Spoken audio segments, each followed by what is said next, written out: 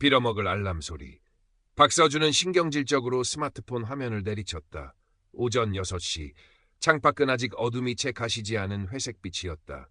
몸을 일으키자마자 관자놀이를 짓누르는 두통에 절로 미간이 찌푸려졌다. 어제 마신 술 때문인가, 아니면 어김없이 찾아온 월요일이라는 괴물 때문인가. 넥스트테크 마케팅팀 과장 박서준. 그의 하루는 늘 이렇게 시작되었다. 책상 위는 그의 성격을 반영하듯 먼지 하나 없이 깔끔했다. 각 잡힌 서류들, 나란히 정렬된 필기구, 그리고 한 치의 오차도 없이 놓인 노트북. 하지만 정작 그의 내면은 이 깔끔함과는 거리가 멀었다. 10년 전 바로 눈앞에서 가장 친한 친구 강민혁을 잃었던 그날 이후로 서준의 삶에는 깊은 균열이 생겼다. 설악산, 그놈의 설악산. 민혁과 함께 올랐던 그곳에서 한순간의 부주의로 민혁은 까마득한 절벽 아래로 사라졌다. 그날 이후 서준은 모든 것을 통제하려 들었다. 예측 불가능한 삶의 변수들을 최대한 줄이고 계획된 범위 안에서만 움직이려 했다. 죽음에 대한 막연한 공포와 삶의 허무함은 그를 더욱더 일에 몰두하게 만들었다. 성공, 성취만이 그 불안감을 잠재울 수 있는 유일한 마취제인 것처럼.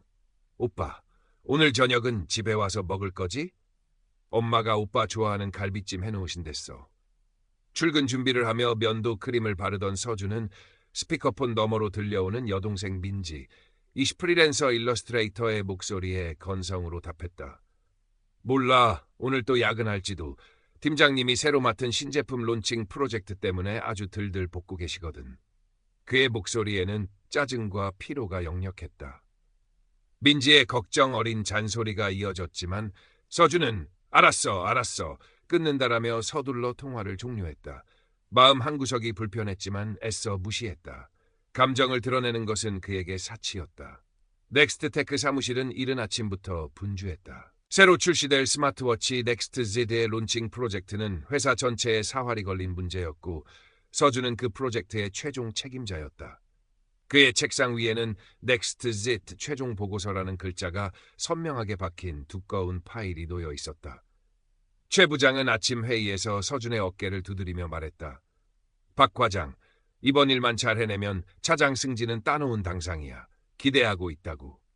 그 말은 격렬하기보다는 압박에 가까웠다. 밤늦도록 이어진 야근, 퇴근길 지하철 차창에 비친 자신의 모습은 낯설었다. 안경 너머에 두는 켬했고 오른쪽 손목 안쪽에 작은 흉터가 유난히 도드라져 보였다. 민혁과 함께 나무를 타다 생긴 상처였다. 그 흉터를 볼 때마다 죄책감이 파도처럼 밀려왔다. 만약 그때 내가 민혁이의 손을 놓치지 않았더라면 의미 없는 가정이 뇌리를 맴돌았다. 집에 돌아와서도 서준은 잠을 이루지 못했다. 침대에 누워 눈을 감으면 어김없이 그날의 악몽이 찾아왔다. 비명소리, 빗소리, 그리고 민혁의 마지막 모습. 그는 벌떡 일어나 찬물을 들이켰다. 책상 서랍 깊숙한 곳에서 민혁이 생전에 주었던 작은 조약돌을 꺼내 만지작거렸다. 까맣고 매끄러운 조약돌. 설악산 계곡에서 함께 주었던 것이었다. 이대로는 안 돼. 뭔가 돌파구가 필요해. 프로젝트 발표를 며칠 앞둔 주말, 서준은 충동적으로 차를 몰았다. 목적지는 설악산이었다. 어쩌면 그곳에 가면 이 지긋지긋한 악몽과 불안감에서 벗어날 수 있을지도 모른다는 신락 같은 희망을 품고서. 그는 과거 민혁과 함께 올랐던 지금은 등산객들의 발길이 뜸한 험준한 코스로 접어들었다. 예전의 기억을 더듬으며 가파른 바위 능선을 오르던 그의 귓가에 민혁의 웃음소리가 환청처럼 들려왔다. 정상에 가까워질수록 날씨는 급변했다. 갑자기 검은 구름이 몰려오더니 장대비가 쏟아지기 시작했다. 세찬 바람까지 불어 몸을 가누기조차 힘들었다. 서준은 불안감을 애써 누르며 발걸음을 재촉했다. 바로 그때였다. 젖은 바위에 발이 미끄러지면서 그의 몸은 균형을 잃고 허공으로 날아올랐다. 까마득한 절벽 아래로 추락하며 그는 짧은 비명을 질렀다. 머리에 강한 충격과 함께 의식은 암흑 속으로 빨려 들어갔다. 얼마나 시간이 흘렀을까. 서준은 기이한 평온함 속에서 눈을 떴다. 그런데 이상했다. 몸에는 아무런 고통도 느껴지지 않았다. 그는 공중에 떠 있었다. 그리고 저 아래 피를 흘리며 쓰러져 있는 익숙한 뒷모습이 보였다. 바로 자기 자신이었다. 당황스러움도 잠시, 그는 자신이 유체 이탈을 경험하고 있음을 직감했다. 이게 뭐지? 그는 쓰러진 자신의 몸 주변을 천천히 맴돌았다. 찢어진 등산복, 이마에서 흘러내리는 피, 고통스럽게 일그러진 얼굴. 하지만 공중에 떠있는 자신은 그 어떤 감각도 느끼지 못했다. 오직 깊고픈 평화만이 그를 감싸고 있었다. 그때 쓰러진 자신의 손에 들린 스마트폰 화면이 눈에 들어왔다. 액정은 깨져 있었지만 화면은 희미하게 켜져 있었다. 평소에는 거들떠보지도 않던 건강 앱에 알림 메시지가 떠 있었다. 오늘의 명언, 삶은 속도가 아니라 방향이다. 그 글귀가 마치 자신에게 하는 말처럼 선명하게 각인되었다. 주머니에서는 민혁이 준 조약돌이 굴러나와 바위 틈에 끼어 있는 것도 보였다. 순간 주변의 모든 것이 소용돌이치며 어두운 터널 속으로 빨려 들어가는 듯한 느낌이 들었다. 공포보다는 알 수 없는 기대감이 앞섰다. 터널의 끝에는 눈부시게 밝은 빛이 기다리고 있었다. 그 빛은 따스했고 한없는 사랑과 자비로 가득 차 있었다. 서준은 마치 어머니의 품에 안긴 아기처럼 편안함을 느꼈다. 빛의 공간 속에서 익숙한 형상들이 나타났다. 가장 먼저 보인 것은 오래전 돌아가신 할머니였다. 언제나처럼 온화한 미소를 띤 할머니는 말없이 서준을 바라보았다. 그리고 그 옆에는 민혁이었다. 10년 전 사고 당시의 모습 그대로, 하지만 더없이 건강하고 밝은 얼굴의 민혁이 서준을 향해 손을 흔들고 있었다. 서준아, 왔구나. 민혁의 목소리는 예전 그대로였다. 서준은 눈물이 왈칵 쏟아지는 것을 느꼈지만 이상하게도 슬프지 않았다. 오히려 기쁨과 안도감에 가까운 감정이었다. 민혁아, 정말 너구나. 응, 나야. 너무 오랜만이다. 민혁은 활짝 웃으며 서준에게 다가왔다. 여기까지 오느라 힘들었지? 그래도 네 덕분에 외롭지 않았어. 이제 편히 쉬어. 하지만 아직 내 시간은 아니야. 민혁은 서준의 어깨를 가볍게 두드렸다. 그리고는 생전에 둘만이 알던 비밀 손짓, 새끼손가락을 살짝 구부려 보이는 을 해보였다. 그 순간 서준은 이 모든 것이 꿈이 아니라는 것을, 민혁이 정말로 자신과 함께 있다는 것을 확신했다. 나 때문에 너무 오래 힘들어하지 마. 넌 내 삶을 살아야 해. 민혁의 마지막 말이 귓가에 맴돌았다. 서준 씨, 서준 씨, 정신 차려요. 누군가 다급하게 외치는 소리와 함께 서준은 현실로 끌려 나왔다. 눈을 뜨자 구조대원의 얼굴이 보였다. 온몸이 부서질 듯한 고통이 그를 덮쳤다. 헬기 프로펠러 소리가 요란하게 울려 퍼지고 있었다. 그는 자신이 구조되고 있다는 것을 어렴풋이 인지했다.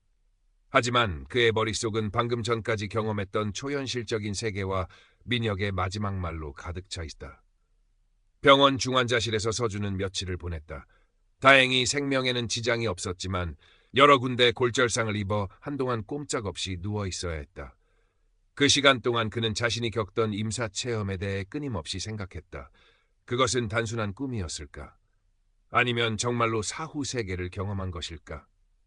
유체 이탈 상태에서 보았던 스마트폰 알림 메시지와 조약돌의 위치는 너무나도 생생했다. 민혁과의 재회, 그리고 할머니의 미소 또한 마찬가지였다. 가장 먼저 병문 안을 온 것은 민지였다. 창백한 오빠의 모습에 눈물을 글썽이면서도 그녀는 서준의 이야기를 묵묵히 들어주었다. 서준은 조심스럽게 자신의 경험을 털어놓았다. 유체 이탈, 빛의 터널, 그리고 민혁과의 만남까지.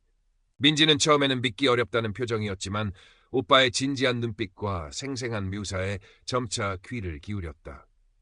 오빠, 정말 그런 일을 겪었다고? 그녀는 쉽게 단정짓지 않았다. 하지만 다른 사람들의 반응은 달랐다. 담당 의사는 극심한 트라우마와 산소 부족으로 인한 환각 증세라는 진단을 내렸고, 회사 동료들은 그저 운 좋게 살아남은 사람 정도로 그를 대했다. 서준은 깊은 고립감을 느꼈다. 자신의 경험을 이해해 줄 사람이 아무도 없다는 생각에 절망감이 밀려왔다. 퇴원 후 서준의 삶은 이전과는 완전히 달라졌다. 가장 큰 변화는 죽음에 대한 두려움이 사라졌다는 것이었다. 그는 마치 무거운 갑옷을 벗어던진 것처럼 홀가분함을 느꼈다. 이전에는 그토록 집착했던 회사에서의 성공이나 물질적인 것들이 하찮게 느껴졌다. 밤마다 그를 괴롭히던 악몽도 더 이상 찾아오지 않았다. 그는 자신의 경험을 이해하기 위해 인터넷과 도서관을 뒤지기 시작했다. 그러던 중 Near Death Experience이라는 용어를 접하게 되었고, 자신과 비슷한 경험을 한 사람들의 수많은 사례를 읽게 되었다. 그는 자신의 경험이 결코 유일하거나 특별한 것이 아니라는 사실에 위안을 받았다. 그러던 중 임사체험 연구와 심리상담을 병행하는 이수연 40대 중반 박사의 존재를 알게 되었다. 용기를 내어 그녀에게 연락했고 며칠 후 그녀의 연구실에서 만나기로 약속을 잡았다. 이수연 박사의 연구실은 책과 자료로 가득했지만 창가에 놓인 작은 화분들과 은은한 아로마 향 덕분에 아늑하고 편안한 느낌을 주었다. 서준 씨, 오시느라 힘드셨죠? 편하게 말씀하세요. 이수연 박사는 부드러운 미소로 서준을 맞이했다. 서준은 처음에는 주저했지만 이내 자신의 경험을 상세하게 털어놓았다. 이수연 박사는 단 한 번도 그의 말을 끊거나 의심하는 기색 없이 진지하게 경청했다.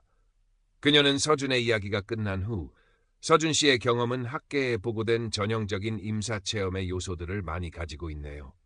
유체이탈, 터널 체험, 빛과의 조우, 그리고 이미 사망한 가족이나 친구와의 만남까지요. 특히 유체이탈 상태에서 객관적인 정보를 인지하셨다는 부분, 스마트폰 알림, 조약돌 위치는 매우 흥미롭습니다. 검증 가능한 임사체험 네2의 가능성을 시사하거든요. 라고 설명했다. 서준은 처음으로 자신의 경험을 온전히 이해받는 느낌에 눈시울이 뜨거워졌다. 이수연 박사는 그의 경험이 결코 환각이나 정신 이상이 아니라고 말해주었고 그것이 그의 삶에 어떤 의미를 지니는지 함께 탐색해보자고 제안했다. 중요한 것은 그 경험 자체가 아니라 그 경험이 서준 씨의 삶에 어떤 변화를 가져왔고 앞으로 어떻게 살아가고 싶은지를 깨닫는 것이에요. 그녀의 말은 서준에게 깊은 울림을 주었다. 회사로 복귀한 서준은 예전의 그가 아니었다. 프로젝트는 여전히 중요했지만 그것이 그의 삶의 전부가 될 수는 없었다. 그는 정시 퇴근을 하기 시작했고 주말에는 민지와 함께 시간을 보내거나 혼자만의 사색을 즐겼다. 그의 변화를 가장 먼저 감지한 것은 최 부장이었다. 박 과장, 요즘 정신이 딴 데 팔려 있는 것 같아. 설악산에서 구사일생으로 살아 돌아오더니 사람이 변했어? 이번 신제품 론칭 프로젝트에 우리 회사 명운이 걸려 있다는 거 잊지 않았겠지? 최 부장의 목소리에는 노골적인 불쾌감이 섞여 있었다. 서준은 묵묵히 고개를 숙였지만 예전처럼 불안하거나 초조하지 않았다. 드디어 신제품 넥스트 Z의 최종 발표일이 다가왔다. 발표장에는 회사의 모든 임원들이 참석해 긴장감이 감돌았다.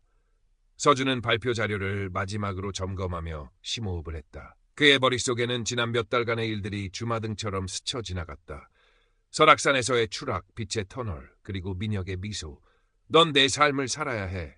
민혁의 목소리가 다시 한번 귓가에 선명하게 울렸다.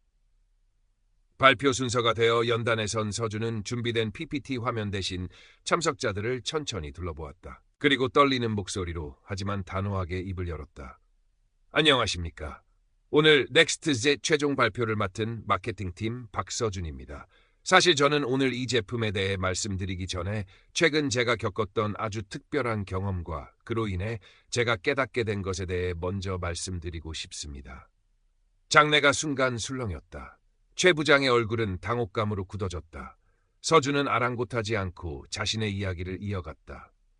설악산에서의 조난사고, 죽음의 문턱에서 경험했던 임사체험, 그리고 그 경험이 자신에게 가져다준 삶의 가치관 변화에 대해 진솔하게 이야기했다.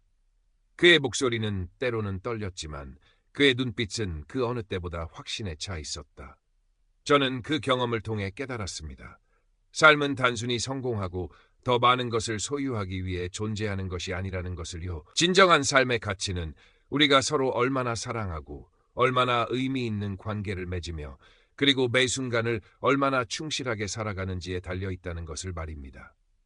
그는 자신이 준비했던 넥스트질의 공격적인 마케팅 전략 대신 제품이 가진 진정한 가치, 사람들의 삶을 더욱 풍요롭게 하고 서로를 연결하는 도구로서의 가능성에 대해 이야기했다. 그의 발표는 예정된 시간을 훌쩍 넘겼지만 아무도 그를 제지하지 않았다. 발표가 끝났을 때 장내에는 잠시 침묵이 흘렀다. 그리고 이내 몇몇 임원들 사이에서 박수 소리가 터져 나왔다.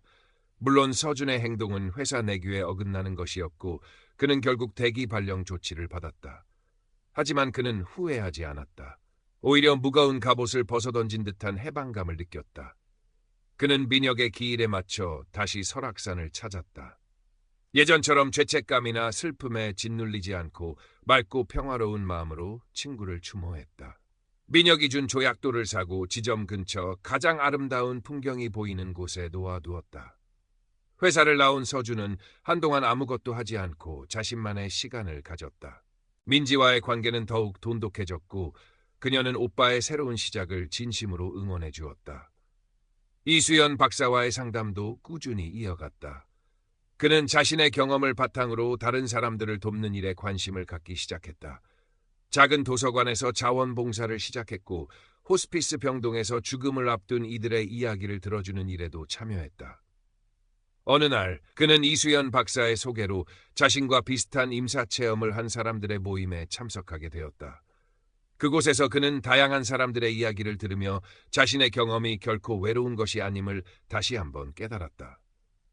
모임이 끝난 후 한 중년 여성이 그에게 다가와 말을 걸었다. 박서준 씨 맞으시죠? 따님을 사고로 잃고 오랫동안 힘들어했는데 오늘 서준 씨 이야기를 듣고 큰 위로를 받았습니다. 감사해요. 그녀의 눈에는 눈물이 고여 있었지만 입가에는 잔잔한 미소가 걸려 있었다. 서준은 그녀의 손을 잡으며 따뜻하게 미소 지었다. 그는 아직 자신의 구체적인 미래를 결정하지 못했다. 하지만 더 이상 불안하거나 초조하지 않았다. 그의 마음 속에는 깊은 평화와 함께 매 순간을 소중히 여기며 살아가겠다는 조용한 의지가 자리 잡고 있었다. 그의 얼굴에는 예전에는 찾아볼 수 없었던 온화함과 따스함이 배어나왔다. 늦은 오후 서준은 한강공원 벤치에 앉아 노을 지는 하늘을 바라보고 있었다. 그의 옆에는 민지가 사온 따뜻한 커피가 놓여 있었다. 오빠, 요즘 얼굴 정말 좋아졌어. 민지가 진심으로 기뻐하며 말했다. 서준은 말없이 미소 지었다. 그의 마음속으로 한 문장이 떠올랐다. 죽음은 끝이 아니었다. 그렇기에 지금 이 순간이 더욱 소중하다. 그는 이제 두려움 없이 자신의 삶을 살아갈 준비가 되어 있었다. 삶이라는 기나긴 여정에서 가장 중요한 것은 속도가 아니라 방향이라는 것을 그는 이제 분명히 알고 있었다. 그의 발걸음은 느리지만 그 어느 때보다 단단하고 확신에 차 있었다.